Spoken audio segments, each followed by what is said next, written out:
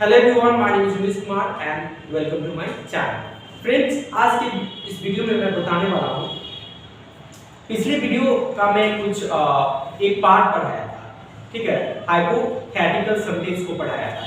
जैसे मान लीजिए कि आप कल्पना करते हैं, किसी भी काम को करने को कल्पना करते हैं, आप कुछ भी होने की कल्पना करते हैं, तब आप वहाँ पे क्या चीज का यूज करते हैं? आई विश, वुड दैट, वो दैट और हैड प्लस सब्जेक्ट लगाते हैं। इसका हिंदी होता है काश। जैसे आपको बोलना होता है कि काश मैं अमीर व्यक्ति होता, काश मेरे पास पैसा होता, काश मैं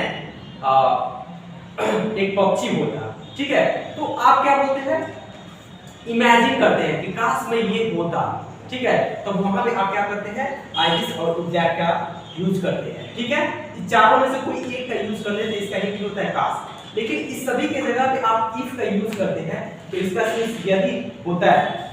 लेकिन आप जब इफ का यूज करके आप किसी हाइपोथेटिकल सेंटेंस को बोलते हैं, कोई इमेजिनरी सेंटेंस को बोलते हैं, तो आप उसका यूज कैसे करेंगे? देखिए, जैसे मान लीजिए कि आपको बोलना हो कि यदि मैं एक पक्षी होता तो आकाश में उड़ता, यदि मेरे पास पैसा होता तो मैं आपको मदद करता। बात समझ में आ रही है फ्रेंड्स? यदि मैं दिल्ली गया होता तो लाल किला घूमा होता। बात समझ में आ रही है? तो इस तरह के अगर आपको सेंटेंस बोलना हो फ्रेंड्स, तो आपको इफ का यूज करना होगा, आई विश और वुड दैट का यूज नहीं करना होगा। और इसका सेंस क्या होगा? यदि। मैं आपको एग्जांपल के जरिए मैं आपको समझाता हूं फ्रेंड्स। चलिए देखते हैं। जैसे यहाँ पे देखिए, फर्स्ट तीन तरह का इसमें सेंटेंस होगा। एक में क्या होगा कि सब्जेक्ट कुछ होगा, जैसे मान लीजिए कि मैं कुछ हूं, ठीक है। यदि मैं अमीर व्यक्ति होता तो मैं आपको मदद करता, ठीक है। तो मैं क्या होता? अमीर व्यक्ति होता। अगर इसी सेंटेंस पर मैं बोलूं कि मेरे पास पैसा होता, तो क्या मेरे पास कुछ होता, कोई नाउन होता, तब वहां पे क्या करता? मैं आपको मदद करता। तो दो तरह का हो गया। थर्ड है कि यदि मैं दिल्ली गया होता, ठीक है। तो इसमें क्या है फ्रेंड्स कि आप कोई भी काम करे होते तो ये होता। बात समझ में आ रही है? यदि मैं दिल्ली गया होता तो लाल किला घूमा होता। तो तीन तरह का सेंटेंस है फ्रेंड्स, इसमें तीन तरह का सेंटेंस को समझना है। तो पहला जो है, ठीक है फ्रेंड्स, आप स्वयं कुछ है, कोई नाउन और एडजेक्टिव को बताने के लिए सबसे पहले आप इफ का यूज करेंगे, उसके बाद सब्जेक्ट का यूज करेंगे, उसके बाद वर्ब का यूज करेंगे, और उसके बाद फिर से आप सब्जेक्ट लगाएंगे, और उसके बाद टू का यूज करेंगे, और उसके बाद वर्ब वन का, और उसके बाद ऑब्जेक्ट का। जैसे मान लीजिए कि आपको बोलना हो, ये सेंटेंस आप लोग भी शायद जानते होंगे। यदि आपको बोलना हो कि यदि मैं एक पक्षी होता तो आकाश में उड़ता, ठीक है। आप पक्षी हो नहीं सकते हैं, लेकिन आप क्या करते हैं? एक क्या करते हैं? इमेजिन करते हैं कि यदि मैं ये बोलता तो ये करता, ठीक है। तो if I were a bird I would fly in the sky, I would fly in the sky.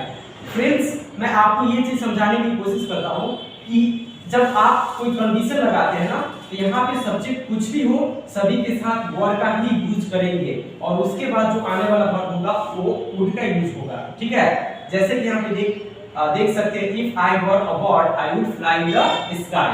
दूसरा सेंटेंस देखिए friends, if I were a leader I would change the country. यदि मैं एक नेता होता तो देश को बदल देता। If I were a leader I would change the country. बात समझ में आ रही है फ्रेंड्स? थर्ड है, if I were Ram I would kill Ravan. यदि मैं राम होता तो रावण को मार देता। बात समझ में आ गई फ्रेंड्स? ये पहला कंडीशन आई होप कि आपको समझ में आ गया होगा। अब दूसरा कंडीशन को समझते हैं फ्रेंड्स। इसमें क्या होगा कि आप उस काम को किए होते। जैसे मान लीजिए कि आपको बोलना हो कि यदि मैं दिल्ली गया होता तो लाल किला घूमा होता। तो इसको आप कैसे बोलेंगे फ्रेंड्स? सबसे पहले आप सब्जेक्ट इफ का यूज करेंगे, और उसके बाद सब्जेक्ट लगाएंगे, और सब्जेक्ट कुछ भी हो सभी के साथ हैड का यूज करेंगे, और हैड के बाद वर्ब 3 का यूज करेंगे, और उसके बाद कोई ऑब्जेक्ट को लगाएंगे, और उसके बाद फिर सब्जेक्ट लगाएंगे, और वुड हैव का यूज करेंगे। यही चीज आपको समझना है। उसके बाद आप वुड हैव का यूज करेंगे, और उसके बाद वर्ब 3 का, और उसके बाद ऑब्जेक्ट का यूज करेंगे। जैसे मान लीजिए कि आपको बोलना हो कि यदि मैं दिल्ली गया होता तो लाल किला घूमा होता। तो if I have gone to Delhi I would have visit the red fort. बात समझ में आ गई फ्रेंड्स? दूसरा देखिए, if I had hit the century India would have won the match. यदि मैं शतक मार दिया होता तो इंडिया मैच जीत चुका होता। बात समझ में आ गई फ्रेंड्स? अब देखिए थर्ड जो कंडीशन है, थर्ड कंडीशन, आपके पास कुछ होगा, कोई नाउन होगा। जैसे मान लीजिए कि आपके पास होगा कि यदि मेरे पास पैसा होता तो मैं आपको जरूर मदद करता।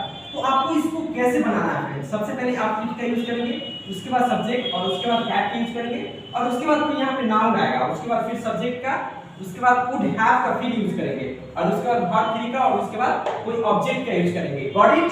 अब यहाँ पे देखिए if I had a knife I would have kill you. यदि मेरे पास एक चाकू होता तो मैं आपको मार देता। बात समझ में आ गई फ्रेंड्स? यदि देखिए दूसरा सेंटेंस देखिए if I had money I would have definitely help you. यदि मेरे पास पैसा होता तो मैं आपको जरूर मदद करता। तो फ्रेंड्स मैं आपको 3 तरह का सेंटेंस बताया। पहला सेंटेंस सब्जेक्ट कुछ होता है, दूसरा सेंटेंस सब्जेक्ट के पास कुछ होता है और तीसरा सेंटेंस सब्जेक्ट कुछ करता है। ठीक है, तो 3 तरह का सेंटेंस मैं आपको समझाया। आई होप कि आपको समझ में आया होगा। फ्रेंड्स मैं आपको ये बताना चाहूँगा कि यदि आप मेरे चैनल के न्यू व्यूअर हैं तो प्लीज़ मेरे चैनल को सब्सक्राइब जरूर कीजिए और बेल आइकन को जरूर दबाइए ताकि आप तक जो नया वीडियो है ना वो आप तक सबसे पहले पहुँच पाए फ्रेंड्स। तो फिर मिलते हैं किसी और वीडियो में। Take care, keep practising and have fun.